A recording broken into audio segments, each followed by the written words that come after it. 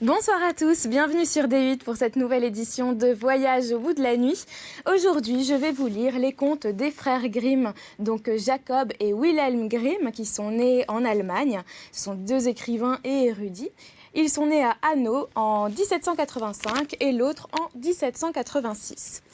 Je vais donc commencer cette lecture par le premier conte qui s'intitule, surprise, de celui qui partit en quête de la peur. Et n'hésitez pas à réagir sur les réseaux sociaux avec le hashtag VBN. Merci beaucoup. Un père avait deux fils. L'aîné était avisé et intelligent. Mais le cadet était sot, incapable de comprendre ou d'apprendre quoi que ce soit. Et quand les gens le voyaient, ils disaient « En voilà un qui sera un beau fardeau pour son père ». Lorsqu'il y avait une tâche à faire, c'était toujours l'aîné qui devait s'en charger. Mais si son père lui demandait d'aller chercher quelque chose à une heure tardive ou la nuit, et que le chemin passât par le cimetière ou quelque autre lieu horrifiant, il répondait « Oh non, père, je n'irai pas, ça me donne la chair de poule ». Car il était peureux. Ou bien encore quand, le soir à la veillée, on racontait de ces histoires qui vous font dresser les cheveux sur la tête, les auditeurs disaient parfois « Bon, ça vous donne la chair de poule ». Et le cadet était assis dans un coin et écoutait tout cela et ne parvenait pas à comprendre ce que cela voulait dire. Ils disent toujours « Ça me donne la chair de poule, ça me donne la chair de poule, mais moi je n'ai pas la chair de poule. » Ça doit encore être une de ces choses auxquelles je n'entends rien. Or, il advint que son père lui dit un jour « Écoute, toi là-bas, dans ton coin, tu deviens grand et fort, il va falloir que tu apprennes quelque chose qui te permette de gagner ton pain. Vois comme ton frère se donne du mal, mais pour ce qui est de toi, on y perd son temps et sa peine. » « Mon père, répondit-il, je ne demande qu'à m'instruire, et même, si c'était faisable, j'aimerais bien savoir ce que c'est que la chair de poule. Je n'y comprends rien du tout. » En entendant cela, l'aîné se mit à rire et se dit « Dieu, quel benêt que mon frère! On n'en fera jamais rien. Qui veut se faire hameçon doit se courber de bonne heure. » Le père soupira et lui répondit « La chair de poule, tu apprendras bien ce que c'est. Mais ce n'est pas avec ça que tu gagneras ton pain. » Peu après, le sacristain vint en visite à la maison. Alors le père se plaignit de ses soucis et lui raconta que son fils cadet était vraiment bien peu ferré sur quoi que ce fût. Il ne savait ni n'apprenait rien. Imaginez un peu, quand je lui ai demandé comment il pensait gagner son pain, il a souhaité d'apprendre à avoir la chair de poule. « Si ce n'est que cela, dit le sacristain, il pourra l'apprendre chez moi. Confiez-le-moi. Je me charge de le dégourdir. » Le père en fut bien content car il se disait « Mon garçon va être un peu dressé tout de même. » Le sacristain le prit donc chez lui et lui fit sonner les cloches. Au bout de quelques jours, son maître vint le réveiller sur le coup de minuit et lui ordonna de se lever, le monter au clocher et de carillonner. « Je vais t'apprendre ce que c'est que la frousse, » pensa-t-il. Il partit devant à la dérobée, et quand le garçon, arrivé en haut, se retourna pour saisir la corde, il aperçut une forme blanche dans l'escalier, juste en face des abassons. « Qui va là ?» cria-t-il. Mais la forme ne donna pas de réponse et ne bougea pas. « Réponds !» cria le garçon. « Ou dépêche-toi de t'en aller. Tu n'as rien à faire ici la nuit. » Mais le sacristain resta immobile, afin que le garçon le prît pour un fantôme. Il cria pour la seconde fois. « Que fais-tu ici ? Si tu es un honnête homme, parle, sinon je t'expédie au bas de l'escalier. » Le sacristain pensa. « Il n'a sûrement pas de si noir dessein. » Il ne souffla mot, et ne bougea pas plus que s'il avait été de pierre. Alors le garçon l'interpella pour la 3e fois. Et comme ce fut également en vain, il prit son élan et poussa le revenant au bas de l'escalier, de telle sorte qu'il dégringola 10 marches et resta étendu dans un coin.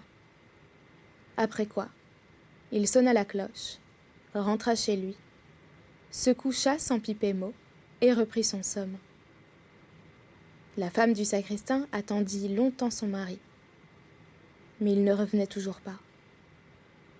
À la fin, elle fut prise de peur, alla réveiller le garçon et lui demanda « Ne sais-tu pas ce qu'est devenu mon mari ?»« Il est monté devant toi au clocher. »« Non, répondit le garçon.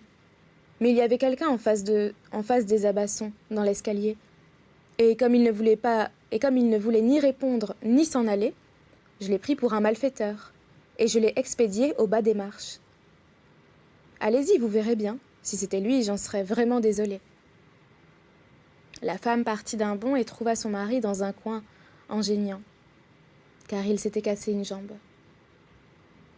Elle l'aida à descendre et courut, en poussant les hauts cris chez le père du garçon. « Votre fils a causé un grand malheur, cria-t-elle. Il a jeté mon mari au bas de l'escalier, si bien qu'il s'est cassé une jambe.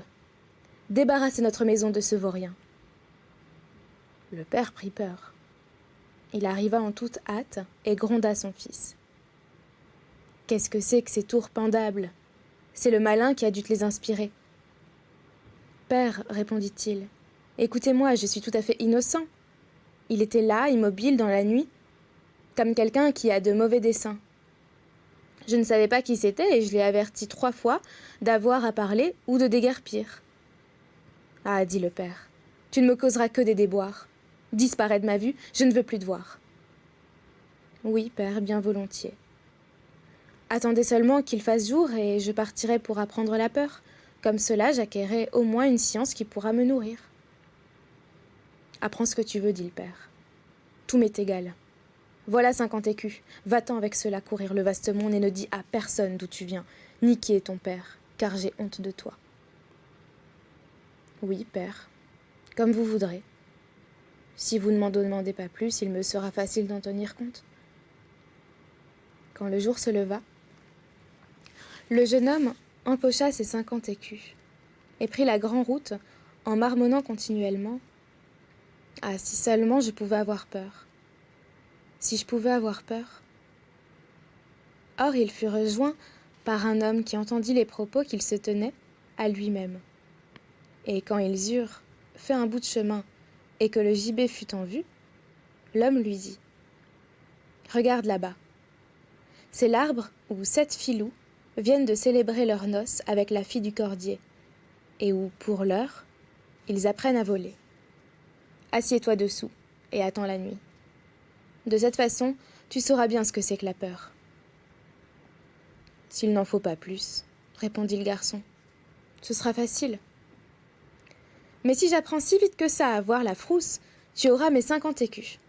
Reviens donc me trouver demain matin. » Puis il se rendit au gibet, s'assit dessous et attendit la venue du soir. Et comme il avait froid, il alluma du feu, mais vers minuit. Le vent devint si glacial que malgré son feu, il ne put se réchauffer. Comme le vent poussait les pendus les uns contre les autres et les faisait se balancer, il pensa « Tu gèles auprès de ton feu, mais eux là-haut, ils doivent encore bien plus souffrir du froid et se démener. » Et comme il était compatissant, il mit l'échelle contre le gibet. Y monta, les décrocha l'un après l'autre et les descendit tous les 7. Après quoi il attisa son feu, souffla dessus et les assit tout autour pour qu'ils puissent se réchauffer. Mais ils restèrent là sans bouger, et le feu prit à leurs vêtements. Alors il dit « Faites donc attention ou je vais vous rependre. » Mais les morts n'entendaient pas, se taisaient et laissaient leurs guenilles brûler. Alors il se fâcha et dit « Si vous ne faites pas attention, je ne pourrai rien pour vous. Je ne veux pas brûler avec vous. » Et il les pendit de rechef, chacun à son tour. Ensuite, il s'installa près de son feu et s'endormit. Et le lendemain matin, l'homme vint le trouver pour avoir ses 50 écus, et lui dit : « Eh bien, tu sais ce que c'est que la peur maintenant ? » ?»« Non, répondit-il. D'où le saurais-je ? Les types d'en haut n'ont pas ouvert la bouche et ont été assez bêtes pour laisser brûler les quelques vieilles hardes qu'ils avaient sur le dos. L'homme vit alors qu'il n'empocherait pas les 50 écus ce jour-là. Et il s'en fut en disant : « Je n'ai jamais rien vu de pareil. » Le jeune garçon se mit en route lui aussi et recommença à se dire à lui-même : « Si seulement je pouvais avoir peur. Si je pouvais avoir peur. » Un charretier qui marchait derrière lui entendit ces mots et lui dit : « Qui es-tu ? » ?»« Je ne sais pas, dit-il. Le charretier continua : « D'où es-tu ? » ?»« Je ne sais pas. »« Qui est ton père ? » ?»« Je ne peux pas le dire. »« Qu'est-ce que tu marmonnes sans cesse dans ta barbe ? » ?»« Je voudrais connaître le frisson de la peur, mais personne ne veut me l'enseigner. » « Trêve de sottises, dit l'homme. Viens avec moi, je vais voir à te caser quelque part. » Le jeune homme suivit le charretier, et le soir, ils arrivèrent à une auberge où ils voulurent passer la nuit. En entrant dans la salle, il recommença à répéter tout haut : « Si seulement je pouvais avoir peur, si je pouvais avoir peur. » L'aubergiste qui l'entendit se mit à rire et dit : « Si tu en as envie, tu pourrais bien en trouver l'occasion ici. »« Ah, tais-toi, dit la patronne. Plus d'un qui fut trop curieux y a déjà laissé sa vie. Ce serait dommage si ces beaux voeux-là ne revoyaient pas la lumière du jour. » Mais le garçon dit : « Quand cela serait si difficile que cela, je veux l'apprendre puisque c'est pour cela que je suis parti. » Il ne laissa pas l'aubergiste en repos, que celui-ci ne lui contait ce qu'il en était.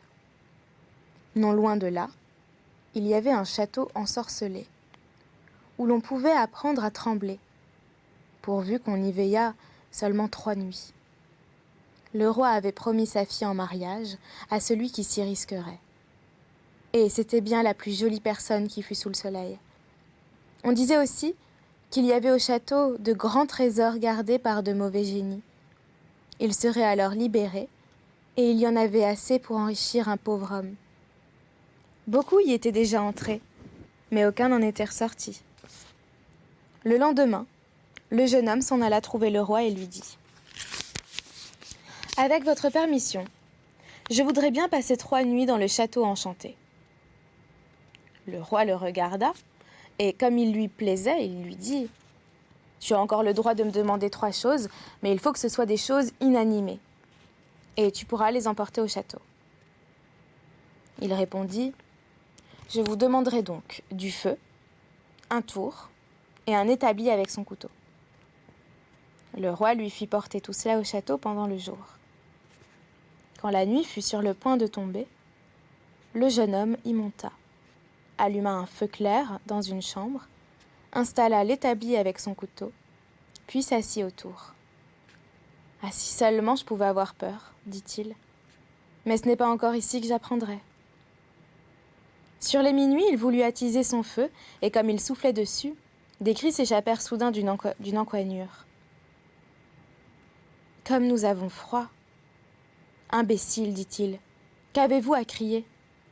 Si vous avez froid, venez ici, asseyez-vous près du feu et chauffez-vous. » Et quand il eut dit ces mots, 2 grands chats noirs firent un grand bond, se postèrent de chaque côté de lui et le regardèrent d'un air féroce, avec leurs yeux de feu. Au bout d'un moment, quand ils se furent réchauffés, ils dirent : « Camarades, si nous faisions une partie de cartes ? » ?»« Pourquoi pas ? » répondit-il.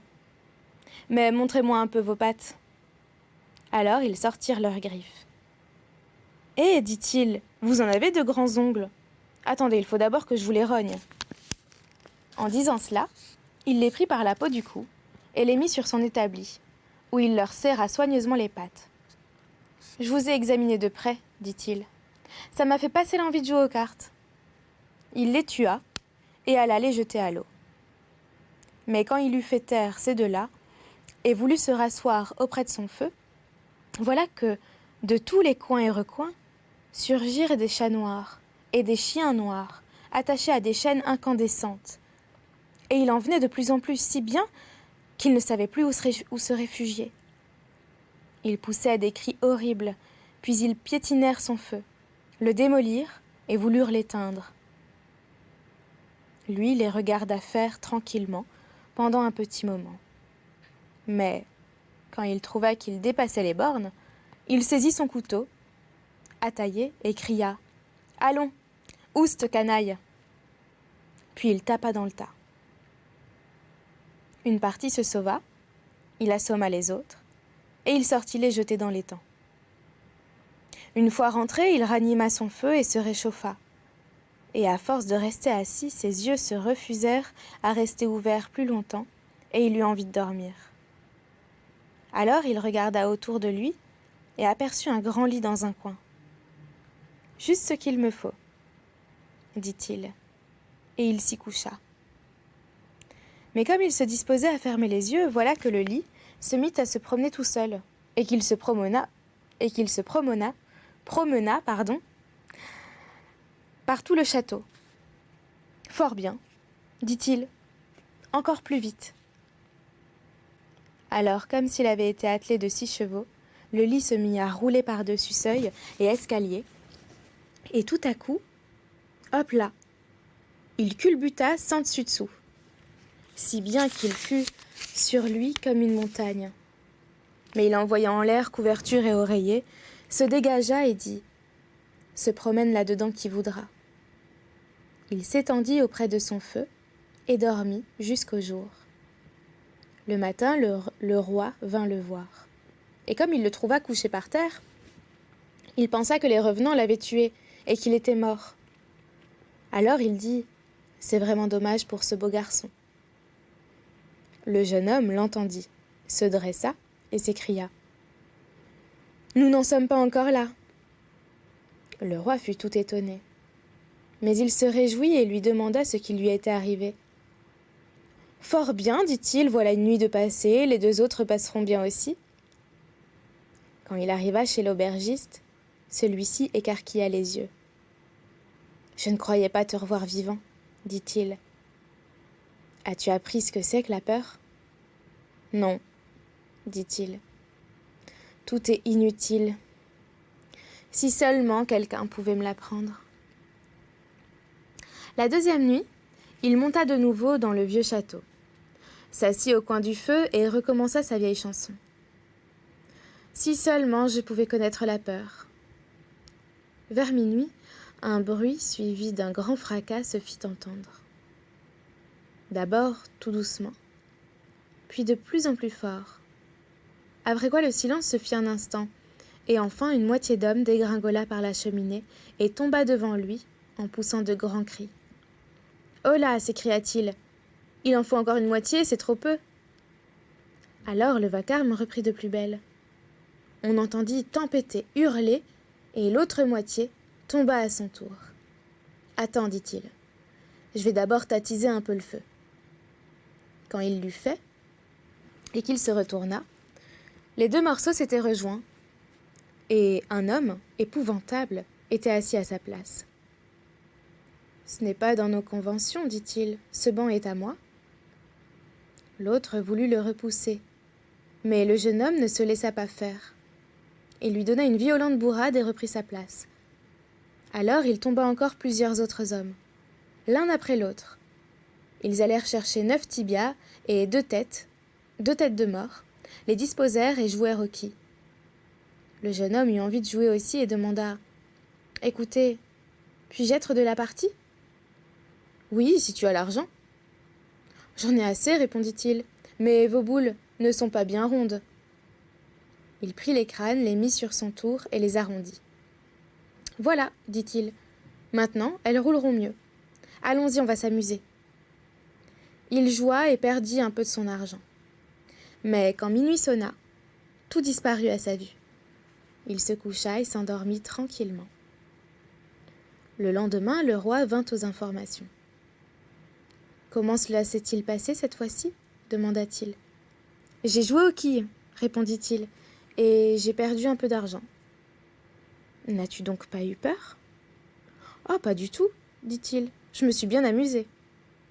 Ah, si je savais ce que c'est que la peur. La 3e nuit, il s'assit de nouveau sur son banc et dit tout tristement. Comme j'aimerais avoir peur. Sur le tard, 6 hommes de grande taille arrivèrent, portant une bière mortuaire. Alors il dit « Ah, c'est sûrement mon petit cousin qui est mort, il n'y a que quelques jours. » Il lui fit signe de venir et s'écria « Viens, petit cousin, viens !»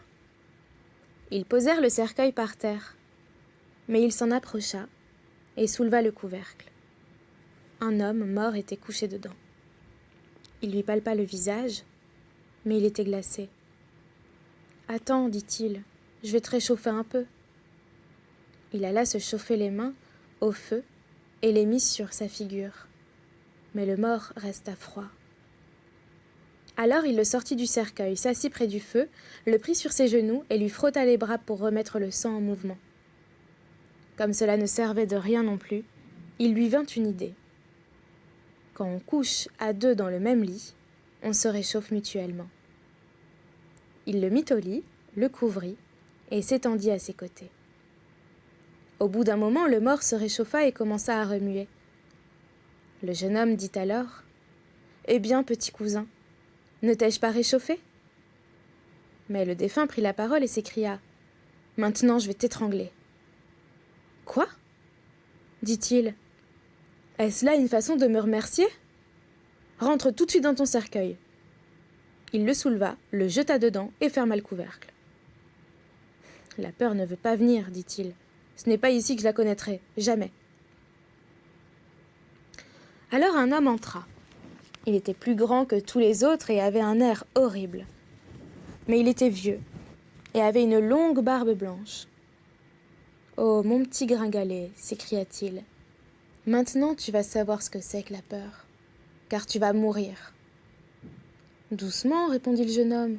Si je dois mourir, il faut au moins que je sois là. Je saurai bien t'attraper, dit le démon. Tout doux, ne te vante donc pas tellement. Je suis aussi fort que toi et peut-être même encore plus. Nous allons bien voir, dit le vieux, si tu es plus fort que moi. Je te laisserai aller. Viens, nous allons essayer. Alors il le conduisit jusqu'à un feu de forge, en passant par des corridors sombres. Là, il prit une hache et d'un seul coup, enfonça l'enclume dans le sol. « Je fais mieux que ça encore, dit le garçon en se dirigeant vers l'autre enclume. Le vieillard se plaça à côté de lui pour regarder, avec sa barbe blanche qui pendait. Et c'est là-dessus que nous allons arrêter cette lecture pour aujourd'hui. J'espère que vous l'avez appréciée. Et n'hésitez pas à réagir sur les réseaux sociaux avec le hashtag VBN. Merci beaucoup, je vous souhaite une très bonne nuit ou une bonne journée et à bientôt.